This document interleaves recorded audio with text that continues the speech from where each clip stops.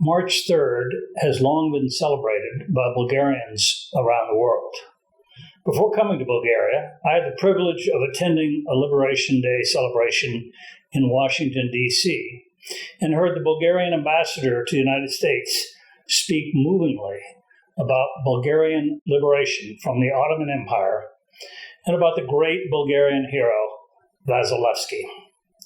The memory and legacy of Vasilevsky lives on in the hearts and minds of Bulgarians and those who know and care about Bulgaria, while the once powerful Ottoman Empire is a thing of history.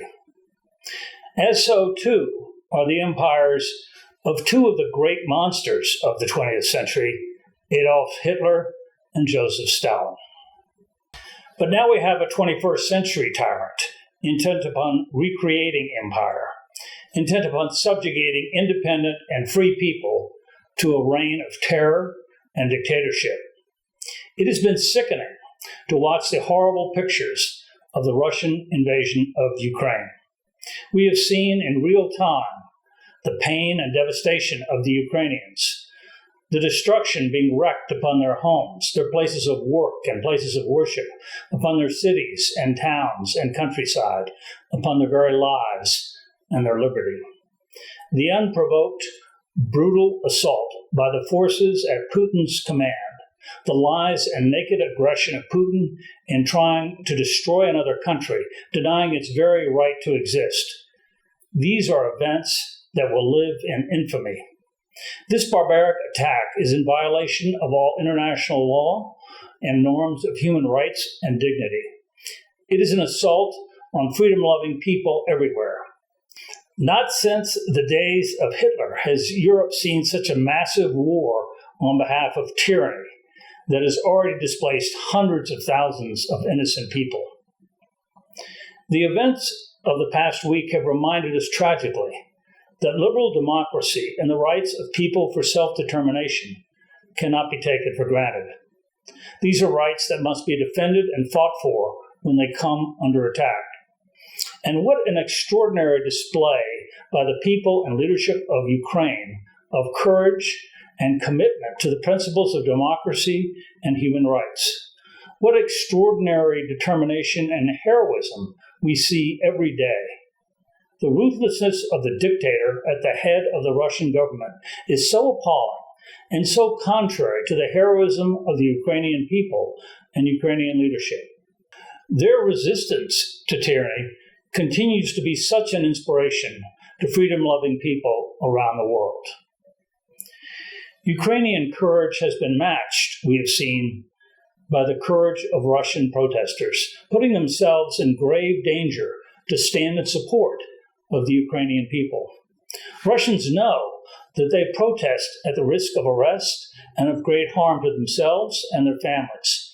And yet every day, more and more, thousands of Russians take such risks to stand in solidarity with Ukrainians and for their fellow Russian citizens against the government, which continues its relentless assault on its own people with lies, disinformation, and repression.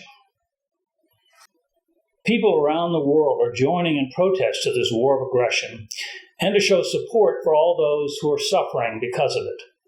Many people in Bulgaria are offering aid and support to embattled Ukrainians, to Ukrainian refugees, and to the many Bulgarians who have been forced to evacuate the war zones. People around this country have been organizing ways to come to the aid of displaced people through many charity-based organizations. I want to note in particular the work of the Bulgarian Red Cross and the Ukrainian Red Cross. Already, a group of ACS faculty are organizing an effort to raise support through these two organizations. I urge our students, individually and in their clubs and interest groups, to work together to support this effort. And I urge all of you in the ACS community to make use of these and other ways to support the relief efforts. For over 2 years during the pandemic, from our students and faculty and staff, we have seen so many examples of courage, perseverance, and resilience. I'm very proud of what our community has been doing in response to the pandemic, and I know that our community will respond with compassion and support for those who are now suffering in this horrible conflict. ACS's purpose now and always has been to guide and develop not just outstanding students, but good people, strong leaders, and individuals with a sense of purpose.